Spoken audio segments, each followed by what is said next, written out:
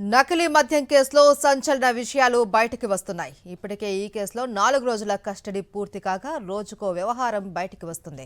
జనార్దన్ రావు, జగన్మోహన్ రావుల కస్టడీలో 3వ రోజు చెప్పిన విషయాలు ఇప్పుడు సంచలనం రేపుతున్నాయి. అసలు ఇన్ని రోజుల పాటు నకిలీ మద్యం విక్రయాలు విచ్చలవిడిగా ఎలా జరిపారో అని అందరి మదిలో మెదులుతున్న ప్రశ్నకు కస్టడీలో సమాధానమిచ్చారు జనార్దన్ రావు, జగన్మోహన్ రావు. నకిలీ మద్యం కేసు బయటకొచ్చిన దగ్గర నుంచి జనార్దన్ రావుకి అండగా పెద్దలు లేకుండా ఇంత పెద్ద ఎత్తున నకిలీ మద్యం వ్యవహారం నడవదు అనే విషయం అందరూ అనుకుంటూనే వచ్చారు.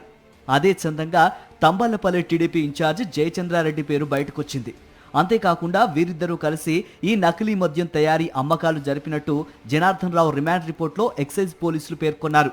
ఇప్పుడు కస్టడీలో సైతం కూడా వీరి అవినీతి దందా, నకిలీ మద్యం లావాదేవీలు బయటకొస్తున్నాయి. మద్యాన్ని నకిలీ చేసి వాటి అమ్మకాలను ఎలా జరిపితే ఎంత లాభం వస్తుందని అంచనా వేసిన ఈ నకిలీ గ్యాంగ్ టీడీపీ నాయకుల అండదండలతో రెచ్చిపోయారు. నకిలీ మద్యం తయారీకి 18 రూపాయల నుంచి 25 రూపాయల వరకు ఖర్చు కాగా మద్యం బాటిల్స్ ను నేరుగా బెల్ట్ షాపులకు, వైన్ షాపులకు, ఆ తర్వాత బార్లకు కూడా సరఫరా చేశారు. ఒక్కో క్వార్టర్ బాటిల్ ను 50 రూపాయల నుంచి 60 రూపాయల వరకు విక్రయించి నకిలీ మద్యాన్ని నేరుగా మార్కెట్లోకి దించారు. ఆ తర్వాత వైన్ షాపులు, బార్ల యజమానులు వాటిని 99 రూపాయలు మొదలుకొని 140 రూపాయల వరకు అమ్మకాలు జరిపారు. ఇలా ధనార్జనే ధ్యేయంగా నకిలీ మద్యాన్ని విచ్చలవిడిగా అమ్మకాలు జరిపారు.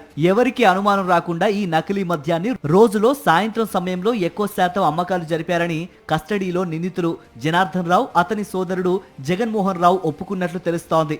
ముందుగా ములకల చెరువులో నకిలీ మద్యం డెన్ ఏర్పాటు చేశారని, ఆ తర్వాత అధిక లాభాలు రావడంతో అత్యాశ పెరిగి ఇబ్రహీంపట్నంలో నకిలీ మద్యం డెన్ ఏర్పాటు చేసినట్లు కస్టడీలో చెప్పినట్లు సమాచారం. ఉమ్మడి కృష్ణా జిల్లా వ్యాప్తంగా నకిలీ మద్యం సరఫరా చేసినట్లు కస్టడీలో ఒప్పుకున్నారు. ఈ కేసులో మరికొన్ని కీలక విషయాలు బయటకు వచ్చే అవకాశం కనిపిస్తోంది.